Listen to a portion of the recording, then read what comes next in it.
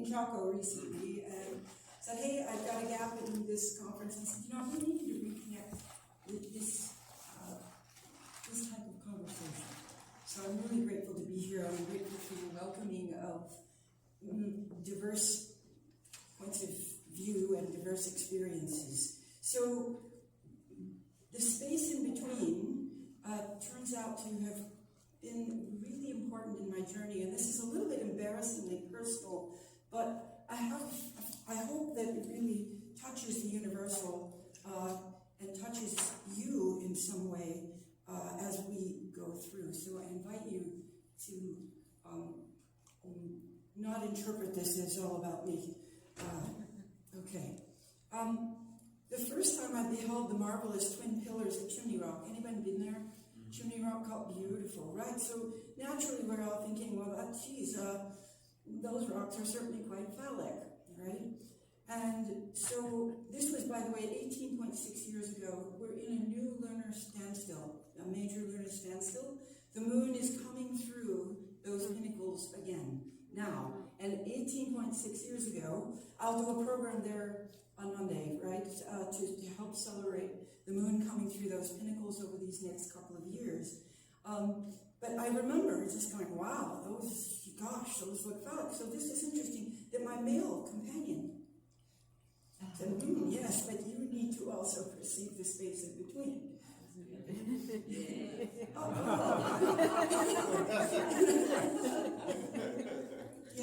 So I thought, that's a good way to open the idea of how this space in between is so often overlooked by the mental, and yet is so potentially stimulating and valuable. I'm a mobile speaker, so I'm going to be really fitful up here. So whatever my CV says, here's what it currently feels like to be me. I have a mind of a scientist. I'm trained in solar astrophysics at the doctoral level at the University of Colorado. I evolved into the heart of an educator and the soul of a singer-songwriter. Actually, those were ever present, I believe. But they had to go into hiding, right? I felt in the hyper-rational training of my science degree.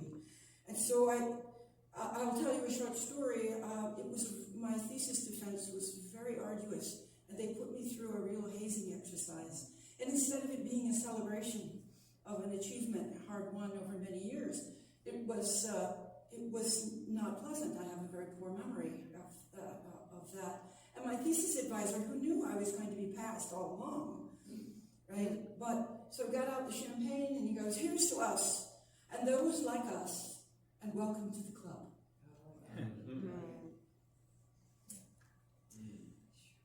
I surreptitiously poured my champagne into the local bush and knew at that moment that I didn't fully belong there, that I wasn't in that club.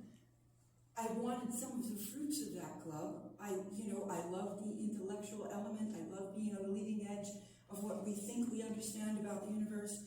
But my first impulse at that moment was to flee and separate, right, from that. And so it took quite a few teachers in my life, and I want to dedicate this offering to the teachers that I have known who helped me soften the hard edges of hyper-rationality, right? That even there on the moment of earning my dissertation, I began to understand that there must be more. There must be more. And yet I was pretty hyper-trained, right? So I'm very interested, this heart of the educator, what does that mean to me? Not to tell you what to think, but to lead you into conditions where you can think for yourself and feel and experience for yourself. Yeah. So it's the teacher-learner dynamic of poles, right? That's a very dynamic one as well. And both are teaching and learning, and of course, as you all, I'm certain, are aware. The flute, Native American flute playing, I'm so delighted when you pulled that out. I'm going to bring mine tomorrow. The gift of COVID was learning to play the Native American flute. Not learning like I learned science, learning by playing, literally, by playing, fiddling, exploring, choosing my hand patterns and fiddling my finger and bending just playing. It was an embodied experience. I would have answered your question earlier. That as the body and experience. So when you came up, that was perfect. I went, yeah, that's another example of a way you're using breath and kinesthetic and being in that place of, well, whatever comes out, that place of improvisation, right? Which means we're in attunement. So I want to teach science in a way that connects to the grander cosmos and brings it inside. So if I were a chemistry teacher, this is what I would do. Sodium is a toxic metal, chlorine is a toxic gas. If you eat or come exposed to any of them, you'll be terribly burned in your tissue. But together, they make an essential compound, right, that is essential to life, right? We cannot live without salt. And by the way, these elements were created in the stars. Let's make that connection. And it's inside you. It's not, we teach science and we train people to say, hey, we're going to do that. Don't write your lab report with any I's in it. The experiment was, this procedure was carried out like you didn't do it, right? And so we're trained from a very young age to treat science as other or out there, as if everything is objective. Right? And so the subjectivity is, we attempt to erase it. But in fact, I teach my physics students at Georgia State University. I say, hey, you know that relativity and quantum physics and electromagnetism we're talking about? It's not out there. It's right here. It's going on in the atoms of your thumb tips. We developed a salute in Chaco with your students, right? We just go and touch thumbs together because we know there are more hydrogen atoms in the tips of your thumbs than there are stars in the encircled universe. You remember Avogadro's number, 6.023 times 10 to the 23? A fair estimate of the number of stars in our grand universe is 10 to the 22. Right here. 1 gram of hydrogen, certainly, because we're mostly H2O, right? With some salt in it. And so I'm into really helping everyone understand that they are creative expressions of this cosmos, however you like to think about that. And that as we create and as we think and ponder and be mental and mythical and magical, we are also participating. We are the universe doing that. We are the universe doing that. And it's astronomically accessible, right? And I think that becomes a portal. It relaxes the hyper-rationality, and we're able to maybe enter another realm because there's a little bit of rationality to it. We can reason, we can know about this cosmos in a way that allows us to let that go by the wayside and get out of the way of the other experiences and relationships that are possible, besides the mental. So, a little bit, my story. This is a very weird slide. Even for me, it's a very weird slide. But I looked back in my own history, given the title, The Journey of Feminine Rising. And to your point, I wrote a song before this happened. Before this fully came into awareness, there was a song about it. There was art that foreshadowed it. Right? Before it came into my awareness of what it would mean. So the song called Feminine Rising basically occurred years before this. Now there were other players, teacher, heart-centered meditation, Sally Kempton. I know Sally. Fascinating. She just passed recently. And she taught me, I would say, given the Gebserian things that I'm hearing, inviting the ever-present origin. I would say that that's what her practices were about. What she was sharing with her students was to invite that experience. And so the space between the breaths, we had a beautiful guided meditation this morning. Right? I said, we can do something experiential. So one of the most powerful meditations that Sally offered me was dwelling in the space between the breaths. And I just if I could I invite you to play with me here a little bit, right? So in whatever way makes sense for you, I'm sure you all have some taste of meditation, to just grow quiet into whatever meditative mode means to you. And 3 conscious breaths.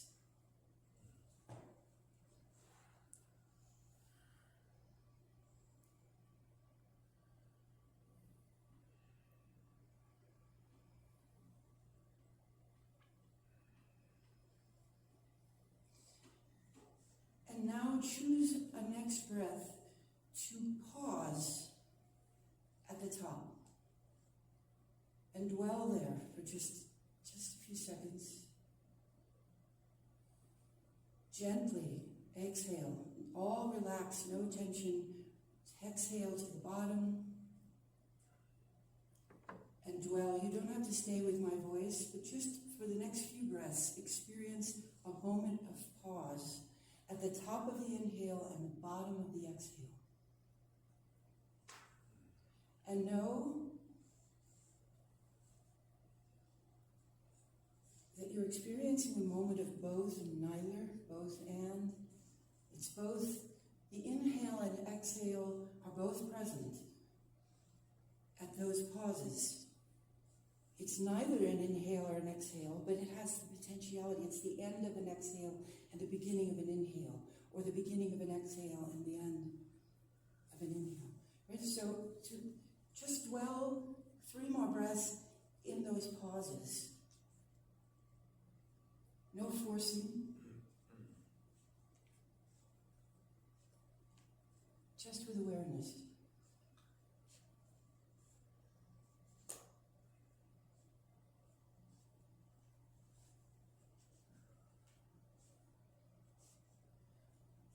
What Sally would say, because you would do this for 10 minutes, what tends to happen is that still point, that pulsating still point where you're at the top of an inhale or the bottom of an exhale, expands.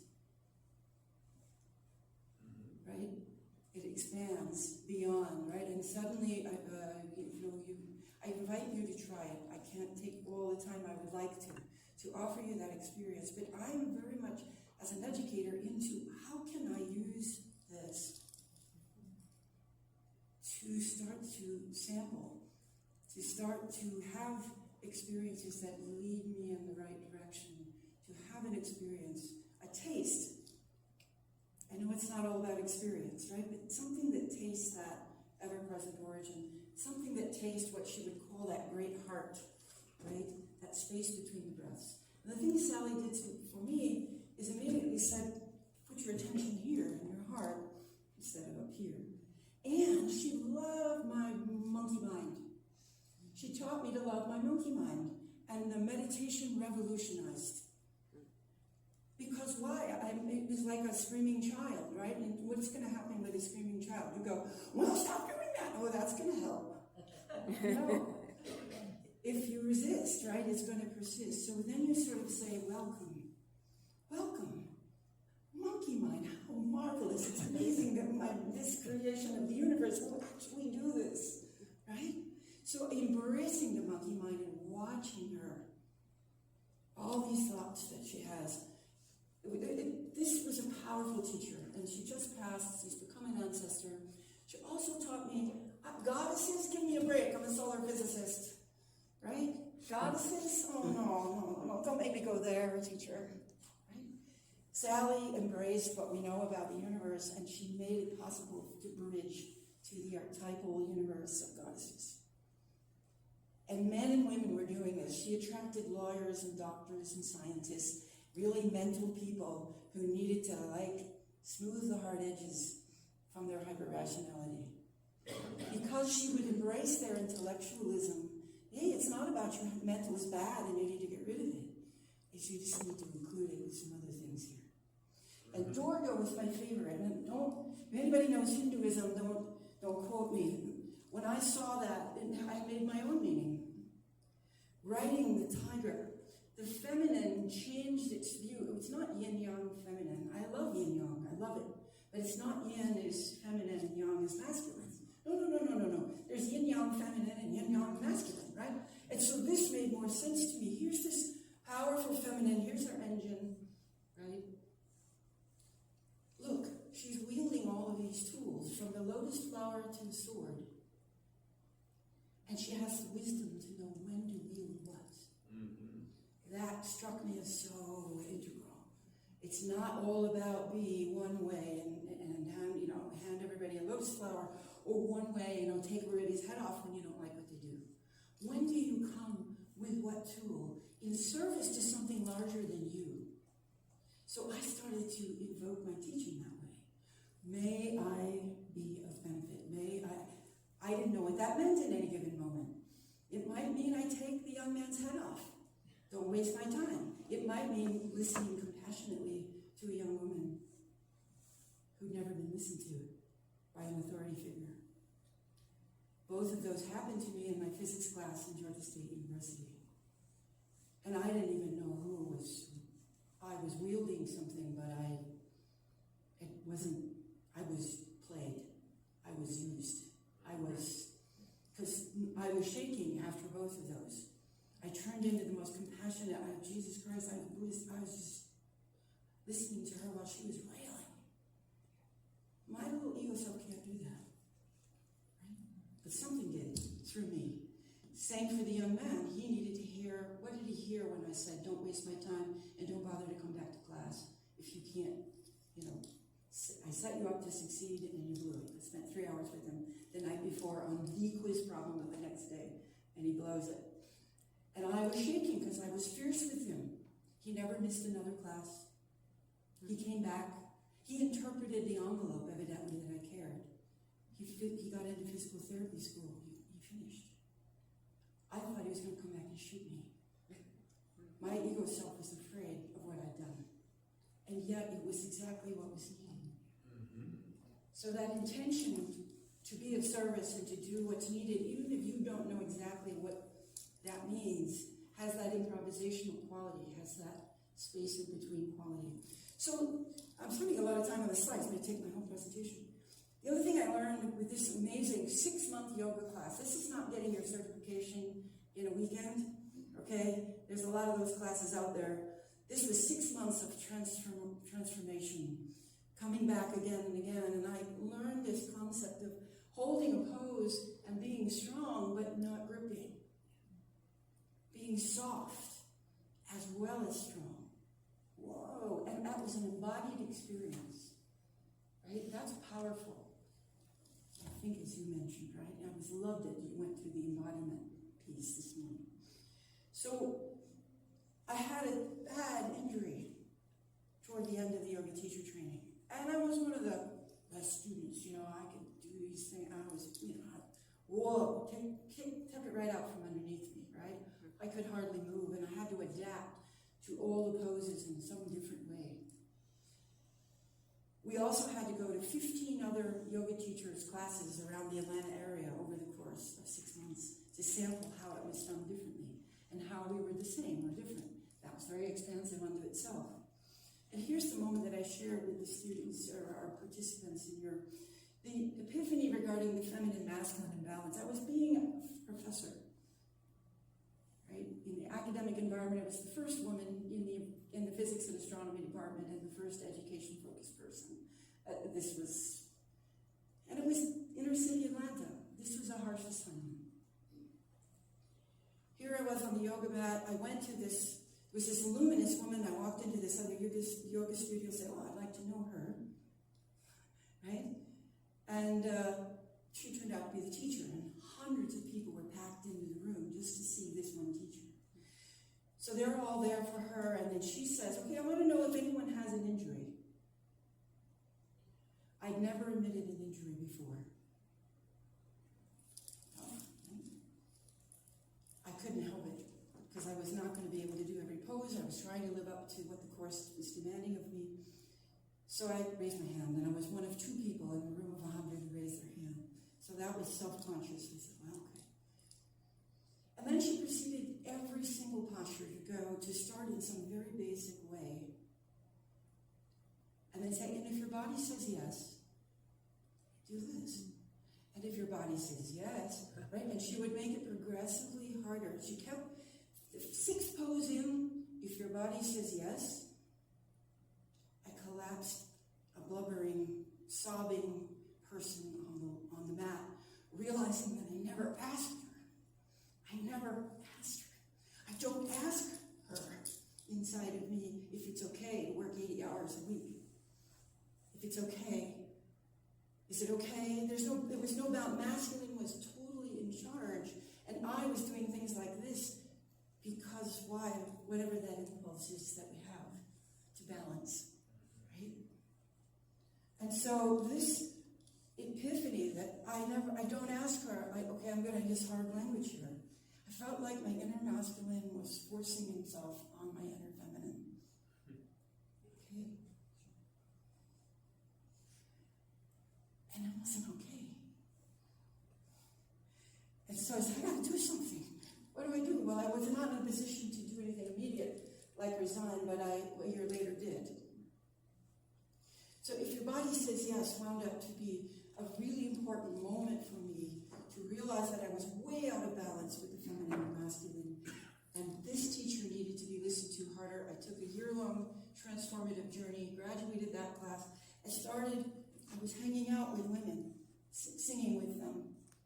I felt foreign. I grew up with brothers, and I didn't like girls when I was a teenager.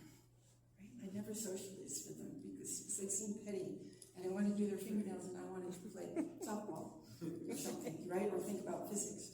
So I didn't feel like I belonged in the class of womankind. But here in Atlanta, I found people gardening, people singing together and celebrating together, and I started to love womankind. And I started to love my own inner feminine. You see, because she had been squashed. Okay, so this continued. Here we are, 2012, transit of Venus of the sun. Did anybody see the transit of Venus? We gotta get the Cancerians observing the cosmos.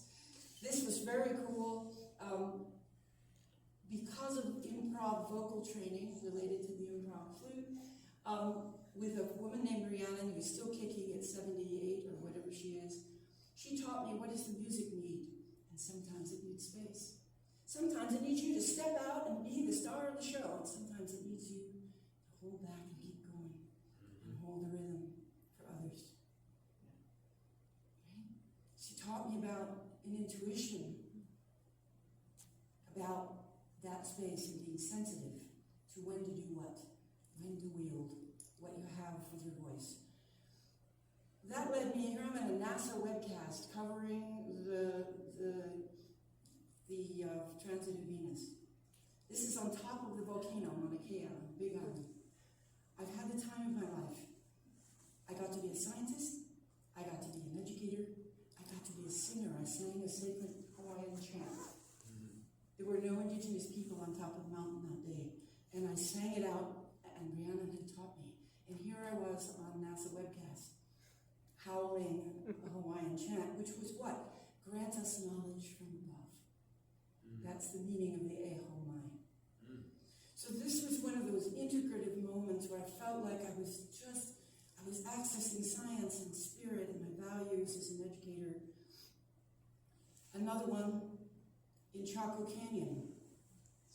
A few months before, May 20th, 2012, was the annular eclipse from Pueblo Bonito, from the plaza of Pueblo Bonito. This is Pueblo Bonito. How many have seen Pueblo Bonito? Have you been there? It's right down the road. Yeah. Yes, it's right down the road, and this is a World Heritage Site. It's extraordinary. And there, for that annular eclipse, there was a 3-generation Apache family. You can't live here in New Mexico and not come into beautiful contact with our Native American people. And they all three generations participated in my kinesthetic activity related to why there were moon phases and why the eclipse was occurring. So they were learning intellectually when the moment of annularity came, that moment when you see that ring of light. I don't like ring of fire. The sun doesn't burn like fire. It's a ring of light. When you see that, they all cried out, "Ah!" in unison for the perfect number of times. It totally enchanted the whole environment of this beautiful space in between the walls, the plaza, the open space. That's the heart, right, of the matter. Feminine still rising. And okay, I got some tough things to say here. I'm no longer a professor. I resigned shortly after the Epiphany Hensler's V-Day is? No. Yes. Uh-huh.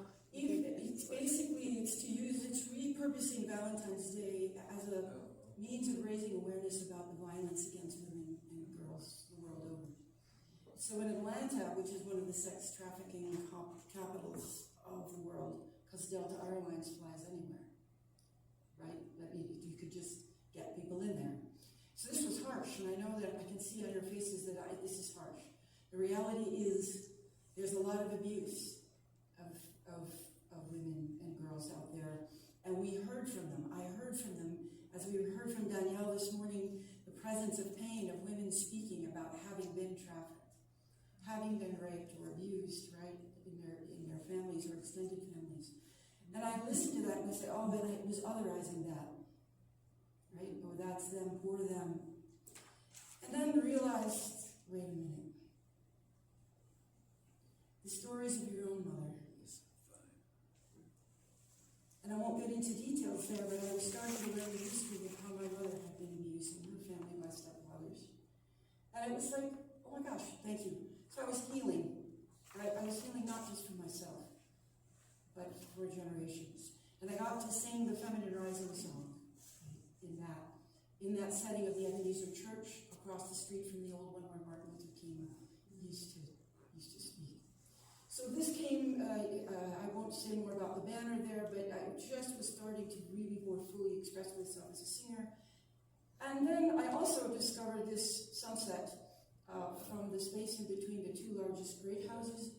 We're going to zoom along here because of the time. This over here is the Bonito that I showed you, that big, huge great house. These are the two largest great houses in the whole system of Chaco culture in the Four Corners region. And there's this space in between. And I became fascinated by that space in between. Right? It appears empty, but it's actually full of cultural significance that's not obvious at first glance. So most people want to go to the buildings, that's understandable, but I gave programs on the space in between the two largest buildings and showed how it was so rich, not only with those horizon events like I showed you, but acoustic events, right? And so this is, I threw in a Charles Lindbergh picture of it in 1929 because my namesake is Anne Morrow Lindbergh, Cherilynn Anne Morrow, but that was indulgent of me. There they are, and Gift of the Sea was an important book too. So this space in between is here, right? Unseen to you is there on a due north-south line are two other great houses, as well as the east-west line of these two largest great houses. And if you stand here and call into this, that's what it looks like on the ground there. I wanted to know everything about this empty space, everything I could possibly know, and I went and I used my rational self, and I researched the whole archive, and I learned everything I could. And one of the most important things I learned is that the Navajo had a name. This amphitheater, if you will, we have a noun for it, but indigenous languages have expressions and verbs. Curved rock that speaks. Said, why? Because if you said, like echo, you would expect it to go, hello, hello, hello. No, you heard it. Hello. Hello. How are you? How are you? How are you? There's this conversational pause with fidelity in your voice. And if a collective voice calls into the amphitheater, you hear the collective as well as the individuals. It's a freaking integral experience. Poles resolved in that moment of oral interaction with the rock. So, yay, I did my Astro Jazz presentations there. This is one of the highlights of being in Chaco. It has a field of integration there, a wholeness of expression where I could bring all of me to it without hiding. So I'm going to race along here. I just wanted to say that's a picture by one of my students, that triangle on the right, playing flute. Yeah. In the largest great house for one of the programs associated with that program. And so it's still there. The juice is still there. It's still happening. And my being here, I feel, is a part of the unfolding. It's part of the story. Thank you. Look at how much that wall in that triangle picture looks like the curved wall behind you. Yeah, well, that's why they did it. Yeah, It's nice. It was magical, can I tell you? It's We let, here. we let the sunset turn to the Milky Way. Overhead, we saw the Milky Way appear. And my friend, dear friend, G.P. Cornucopia told a story about Running Boy and Running Girl along the Milky Way stream. I want to do a couple of quick things to entertain you a little bit here. There's opportunities for expanding our awareness of the empty full space in between, because I want you to walk away like a good educator and look around your world for opportunities to experience this. And some of our earlier speakers have already done that.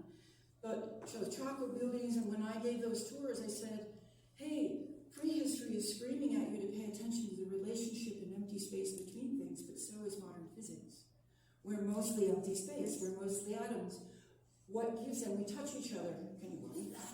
We touch each other at the end of the program and say that experience of material reality is based on the empty space between the atoms and molecules and the forces and fields between the atoms and molecules of your body. We don't privilege empty space enough. And I invite them as they pass through the doors that you're observing in the Chaco rooms to think about, how would I not noun this? How would I name it in a more indigenous way? And be aware that it's a passage, it's something I'm doing, it's a way I'm interacting. How do we challenge our own language imprisonment in that way? But look, here's some other fun things. Look. You know about the one on the right, I feel certain, right? This is a vase that you can look at the dark side and see the visages and profiles of people, and you look at the middle and you see light. But maybe you don't know about these two. Does anybody know about the FedEx one? Yeah, the arrow. Yeah. This guy right here in the white space, in the space in between? No. Can you see a white arrow right here? Yeah. Between the E and X. Oh yeah, I see it. So we can practice later. This one blew my mind. There's an 8 in the white space. Yeah. Oh yeah. Yeah. Oh my God. Have you ever seen that? No. Oh yeah. We can practice later. But that practice, I believe, actually helps evolve us toward out of some of our stuck ways of seeing things. This way of trying to perceive the world is a practice, if you will. These are other illusions. This is a Necker cube that was used in the foreword of Lee Nichols' book about the essential bone, the essential David bone. What I love to do is see this cube in its two different ways that you can make it work, slow it down until it's neither in both, just like the top of the in-breath and the bottom of the exhale. Right? Okay, so I wanted to do this, and I have Tomoko in my mind. Oh. Tomoko in my mind because there's a Japanese space-time aesthetic principle, and we were mentioning aesthetics of Ma, meaning emptiness or absence. Ma is the space between objects, the silence, between sounds, the stillness, between movements. It's the aesthetic of space-time. Ooh, love that. And I discovered this while preparing this presentation. So you see the journey goes on. Oh, God, 2 minutes. Punches and Sun Watching Mission, this is what I'm doing now. And I'm bringing all of this that I've told you about my journey to an outreach program embedded inside a space mission. And I had the insight last year that, we're studying the empty full space between the sun and earth, called the inner heliosphere, which by all earthly standards is a vacuum, and yet has all of these solar features going on in between it. So ancient and modern sun watching, of course, I would invoke Chaco. We have ancient, that's a petroglyph in Chaco that you can see. It's near the visitor center that may represent the sun. So if Parker Solar Probe flying in the Corona, closest approach having on December 24th, we're a sister mission to Parker Solar Probe, which is flying inside the sun's corona. We're going to sit back in Earth orbit and watch the solar wind as it emerges from the coronal places where Parker is flying and see the whole space in between. We're excited about this mission now. So if Parker is a mission to touch the sun, Punch is a mission about how the sun touches us through this solar wind. You got it right. Okay, one more thing. I'm sorry, Glenn, I'm blowing the time. I thought it was 45. Okay, look, pinhole projections, who's seen pinhole projections in the natural world? If you haven't, you're in for a treat. Love it. It gets you to reflect about the pervasiveness of light. Any photon of light carries information about where it came from. And in fact, makes an image. These are images of the sun on the side of my condo. Why? Because there are narrow gaps between the leaves and the light is coming through and creating an image. And I have one of these for each of you. This is our 3-hole punch pinhole projector. And you too can take triangle, square, and round shapes and make round images of the sun as if these were gaps between the leaves. So it's a huge lesson in image formation, but it also connects you with the natural world. So there's a kid enjoying his connection. You see how it images the eclipse, the partial eclipse over there on the right. So these went all over the country, hundreds of thousands of them.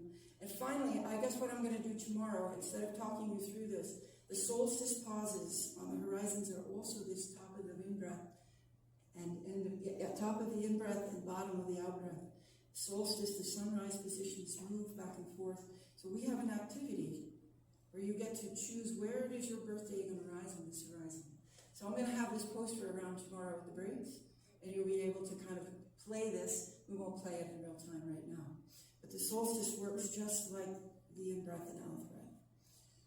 So here is my written summary, and I think I pretty well said all of this. I believe this is a practice, that we can practice focusing more attention on the space in between wherever it is that it may occur, and that this has helped to soften my hyper-rationality and has been a key to realizing the mutually supportive dance of the masculine and feminine in my relationships, both at home and at work.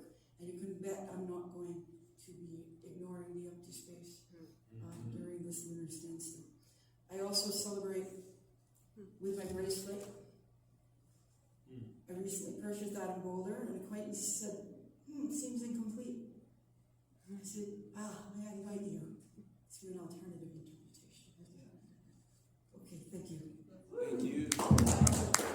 Thank you, Cherilynn. That was fantastic.